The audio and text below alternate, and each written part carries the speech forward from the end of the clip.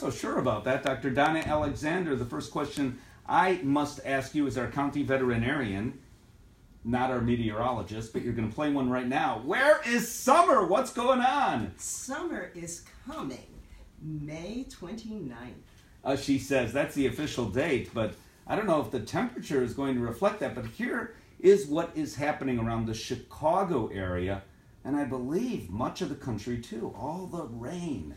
That impacts the mosquitoes. It impacts when the ticks come out, even fleas. And the Centers for Disease Control said, I think it was last week, they said, oh, oops, turns out there's much more tick disease as well as mosquito-related illnesses and flea-borne disease, true, than we've ever known about. They didn't say admitted, that's my wording, but then that we've reported before. Well, that impacts people, but I think dogs are a sentinel for this stuff. Absolutely. And because we had such a warm winter, yes, we did have a warm winter that was filled with rain, occasional snow that melted so and it absorbed into the soil. We are going to have a large population of mosquitoes, ticks, and fleas. Now I want to talk about each of those separately, and not as in much detail as we could. By the way, our phone number 312-981-7200, and we'll end up talking about a low-cost vaccine clinic that you offer for rabies. And that's what I was alluding to, that summer starts May 29th for us. She says that with such a smile on her face, and she does, because you could live over there, in that part of America. You don't have the opportunity to have these low-cost vaccines, and you do in Cook County, and we'll tell you where you can get those and exactly how much they are, and we'll talk a bit about rabies as well. It's the law that you need that vaccine, by the way. Well, not you, your pet, and we'll talk about why that's the case too. So, my producer of the national radio that we do lives way out in the suburbs, but he was parked in a concrete parking lot for his kids' baseball games or something. He's got 28 kids, I don't know what he does. But he was playing baseball with half the team, which are his kids, and goes back to the car, and he finds a tick inside the locked car. Now, do ticks have keys to our car? That's, okay, so that's one, a concrete parking lot. He wasn't in the, he was near the woods, but he wasn't in the woods. And the tick is inside the car. He didn't even realize what it was at first. He took a picture of it and sent it to his veterinarian, who said, yeah, that's a tick. Another instance, downtown, right near where we are, just east of Michigan Avenue. I have a friend who lives in a high-rise, walking her dog. Her dog never goes anywhere, a little white, fluffy kind of dog, anywhere except around east of Michigan Avenue. The sidewalks, back and forth, up and down. A tick on that dog off Michigan Avenue. So tell me what's going on. Well, the problem is that the tick might have come in through a different route. What you don't realize is that ticks can be on your clothing, in your purse, whatever that you are carrying around with you. If they don't find food originally from you, then they're going to be on your animal. They're going to drop off in search of food. And they don't care whether it's Michigan Avenue or a parking lot. They'll drop off in search of food. So, that animal could have brought that tick in, and after it fed, it dropped off and was living in the car. Or it could have been brought in by the driver of the car. Unknowingly. Unknowingly. Yeah, sure. And we do have, this is how I say it, more ticks in more places than ever before, which means more tick disease. For prevention, people increasingly are going to big box stores or going online. And I'm not a fan of that. And you tell me if I'm right about that, because you don't know the product that you buy may be based on price, I get it, or the product that you buy at the store may be based on, first off, what that store has, and secondly, maybe what you're saying at your eye level, or maybe you like Cocker Spaniels and there's a Cocker Spaniel on the cover of the packaging. But it doesn't necessarily reflect the ticks that are in your area. So I'm a huge fan of the necessity of seeing your veterinarian for the right recommendation. Absolutely.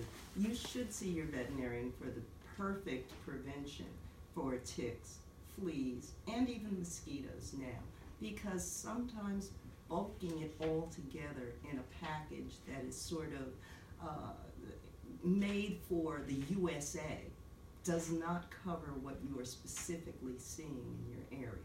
The veterinarians know what is happening in our area. So have a text here that my dog was discovered with tick disease, doesn't say which one, and there are a whole host of them here. Can I get it? Some you can. From a dog? Not from the dog, but from the tick Right. that was on the dog. Right. So you may have already been exposed to whatever tick disease this particular dog had. So you're referring to the fact that if my dog picked up a tick, I probably was in the same place and could have picked up the tick as well. However, to be clear, absolutely clear, tick disease, we'll talk about other issues, but tick disease is not contagious. Not contagious between your dog and you or between dog and dog, but it is contagious because remember what I said, the tick only lives on the animal or you for the time period of feeding, and then it drops off and it lays other ticks which are still carrying that disease. Yeah, and we're talking about a whole host of them. Some people know about like Lyme disease. Dogs get all these things, and the other thing is that we don't know. They're dogs, so they don't get up in the morning saying, I'm not feeling so good today. Their tail still wags. They still smile. They still go outside and do their business in the morning. But they may be running a low-grade fever. They may be limping, but we may say, oh, the dog was running yesterday, or it's an older dog. The signs of tick disease can be subtle. It could be stomach upset, and we may say, oh, well, the dog must have gotten into something, or dogs do get stomach upset. It's what dogs do, which is true. So without a test to determine exposure, which your veterinarian can routinely do, it's a simple blood test. It's not expensive. It can go along with the heartworm test, depending on which test. So if we're talking about the IDEXX test, your dog should be tested for heartworm anyway. It seems to make sense to me. And then you also have to think about the fact that these things are preventable. So prevention is the key to everything. We don't want to have to treat the disease. We want to prevent the disease from ever establishing in the animal. Can we? Yes, we can, by preventing ticks from being on the animal. So there are certain preventions that you can use to keep the ticks off of your animals, and then you can avoid certain places, or there are other things that you should be doing for yourself when you're going to wooded areas. Yeah, I think we could do more to protect our dogs and ourselves, to tell you the truth. That's been my line. What about mosquitoes? So with all the rain we've had, all the experts say we're going to be inundated at some point with, we'll wake up one morning and there'll be mosquitoes everywhere. They carry disease to people, but they do to dogs too, and one in particular, heartworm. Yes, heartworm is a major problem. And you know we have a reservoir of heartworm in the coyote population around Cook County. So we can never get rid of heartworm in the environment. And if you have a large number of mosquitoes, and I hate to say this because this seems counterintuitive, but when you get a decrease in the number of bats from white nose disease, then you get an extra increase in mosquitoes. All right, let's explain what we're talking about here because people won't know. Let's follow the bouncing ball or the bouncing bat. So you're suggesting that bats are being killed by this disease.